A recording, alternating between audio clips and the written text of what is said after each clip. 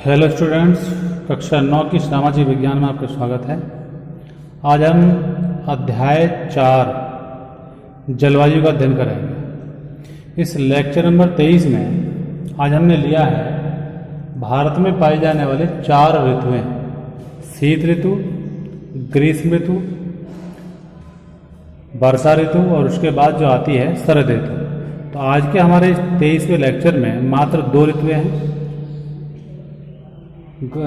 ग्रीष्म ऋतु और शीत ऋतु। तो जैसा कि आप जानते हैं, हमारे भारत की जलवायु असमान है और हमारे भारत की जलवायु की जो विशेषता है वो ये है कि यहाँ वर्ष भर ऋतुओं का चक्र चलता रहता है।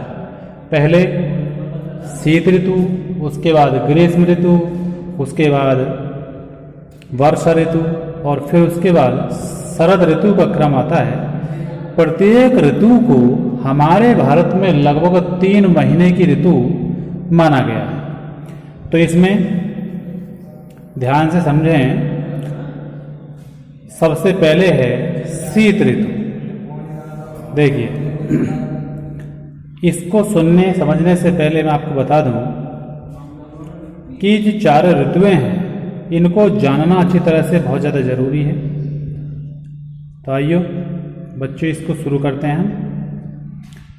शीत ऋतु सबसे पहली ऋतु मानी गई है, जो मध्य नवंबर से लेकर मध्य मार्च तक चलती है। यानी लगभग 15 नवंबर से 15 दिसंबर, यहाँ आएगा दिसंबर, 15 दिसंबर से 15 मार्च तक इसका समय माना गया है, लगभग 3 महीने। जब उत्तरी भारत में उच्च वायुदाब का क्षेत्र रहता है और यहाँ औसत तापमान 10 डिग्री सेंटीग्रेड से 15 डिग्री सेंटीग्रेड तक होते हैं।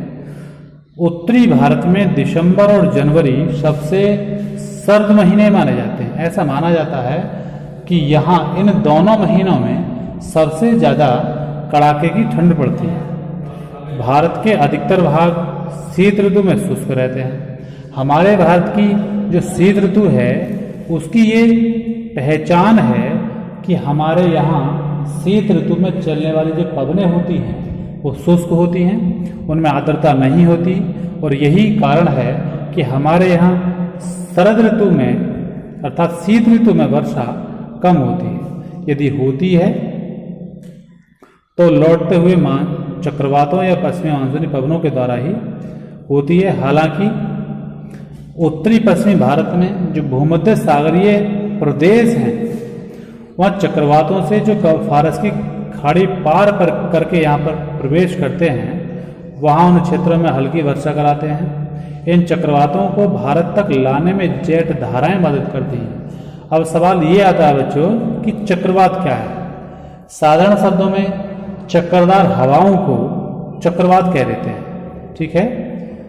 चक्करदार हवाओं को चक्रवात कह देते हैं। चक्रवात निम्न वायुदाब के केंद्र होते हैं, जिसके निम्न अर्थात जिसके अंदर वाले भाग में पवनें गर्म और उसके चारों तरफ ठंडी पवनें पाई जाती हैं। उच्च वायुदाब राशियां निम्न वायुदाब क्षेत्र को घेरने के लिए चक्कर लगाने शुरू कर देती हैं। यही स्थिति चक्रवात कहलाती है। तो आइए आगे बढ़ें। उस समय सतलज मैदान में तो वर्षा होती है, परंतु हिमालय के जो पर्वतीय भाग होते हैं उन पर्वतीय भागों में शुष्क पवनें चला करती हैं, जो उन भागों में वर्षा नहीं होती। अर्थात उन दिनों वहाँ हिमपात होता है, अर्थात बर्फ की बहुत मोटी चादर वहाँ बिछ जाती है, वर्षा होती है। इससे तापमान बहुत ज़्यादा कम हो जाता है, गिर जाता है और वहाँ आसपास के क्षेत्रों में शीतलहर चल पड़ती है, ठीक है।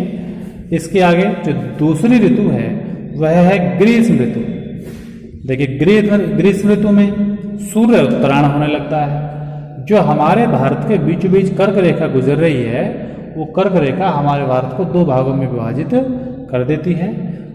उस कर्क रेखा से उत्तर वाला भाग उपोष्ण कटिबंध में आता है और उससे जो दक्षिण वाला भाग है उष्ण कटिबंध में आता है। तो जब सूर्य उत्तरायण होना शुरू हो जाता है, उत्तर की तरफ आना शुरू हो जाता है, तो इस ऋतु में सूर्य की उत्तर की ओर आभासी गति से के कारण भूमंडलीय दाब पट्टी उत्तर की तरफ खिसक जाती है और भारत में मार्च से मई तक ग्रीष्म ऋतु होती है। इसमें भी मध्य मार्च से मध्य मई तक माना है, यानी लगभग 15 मार्च से 15 मई तक का जो समय है वो ग्रीष्म ऋतु के अंतर्गत माना गया है। मार्च में दक्कन के पठार का उच्च तापमान लगभग 38 डिग्री सेल्सियस होता है। अप्रैल में मध्य प्रदेश एवं गुजरात का जो तापमान है वो लगभग 42 डिग्री सेल्सियस हो जाता है। लेकिन मई में, पेज पलट लें दूसरी तरफ, ध्यान दें आगे, मैं पलट रहा हूं, मई में देश के जो उत्तरी पश्चिमी भाग होते हैं उन भागों का जो तापमान है वो सामान्यतः 35 डिग्री सेल्सियस तक होता है। ये 35 डिग्री सेल्सियस का है, ये तापमान को मापने की इकाई है। ठीक है बच्चों, ये जो 45 के ऊपर 0 लगा हुआ है इसको, ये डिग्री का चिन्ह है। सेल्सियस को पूरा भी लिख देते हैं, अन्यथा कहीं कहीं सी भी बना देते हैं, इसका मतलब होता है सेल्सियस। ठीक, तापमान को 2 इकाइयों में मापा जाता है, फ़ारेनहाइट और सेल्सियस। तो यहाँ हम जो अध्ययन कर रहे हैं इसमें सेल्सियस शब्द बोल रहे हैं। परंतु प्रायद्वीपीय भारत में समुद्री प्रभाव के कारण तापमान प्राय कम होता है।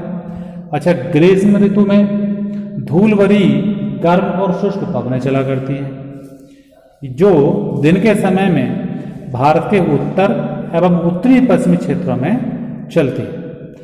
हम इन उत्तरी और पश्चिमी क्षेत्रों में चलने वाली गर्म पवनों को लू पुकारते हैं। क्या कहते हैं बच्चों? लू। लू किसे कहते हैं? उत्तरी पश्चिमी भागों में चलने वाली गर्म पवनें लू कहलाती है। ठीक है, ये कभी कभी देर शाम तक भी जारी रहती हैं। इस हवा का सीधा प्रभाव घातक भी हो सकता है बच्चों। इस मौसम में कभी कभी तीव्र हवाओं के साथ गरज वाली मूसलाधार वर्षा भी होती है। ठीक है, और इसके साथ प्राय कभी कभी हिमवृष्टि भी हो जाती है, जिसे हम कह देते हैं अपनी भाषा में ओलावृष्टि, यानी ओले पड़ जाते हैं। बैसाख के महीने में होने के कारण पश्चिम बंगाल में इसे काल वैसाखी के नाम से जाना जाता है। ठीक है, बैसाख के महीने में ये हिमवृष्टि जो होती है, इसीलिए पश्चिम बंगाल में इस आम्र वृष्टि को, मतलब ओले वृष्टि को काल वैसाखी के नाम से जाना जाता है। ग्रीष्म ऋतु के अंत में कर्नाटक में एवं केरल में प्राय पूर्व मानसूनी वर्षा करती है। ठीक, इसके कारण आम जल्दी तक पक जाते हैं, इसीलिए इसको आम्र वर्षा भी कहा जाता है। ठीक है, ये क्या है? आम जल्दी पक जाते हैं, इसलिए इसको आम्र वर्षा के नाम से पुकारा जाता है। यदि हम तमिलनाडु की बात करते हैं तो तमिलनाडु में इससे केला फसल को काफी लाभ पहुंचता है, जिससे आर्थिक क्षेत्र में बहुत मदद मिलती है। तो आज इतना ही। आज आपको भारत में पाई जाने वाली 2 प्रमुख ऋतुओं के बारे में बताया गया है, शीत ऋतु और ग्रीष्म ऋतु। इसके बाद 2 जो शेष ऋतु बची हैं, कौन सी? वर्षा ऋतु और शरद ऋतु, इनके बारे में कल आपको बताया जाए।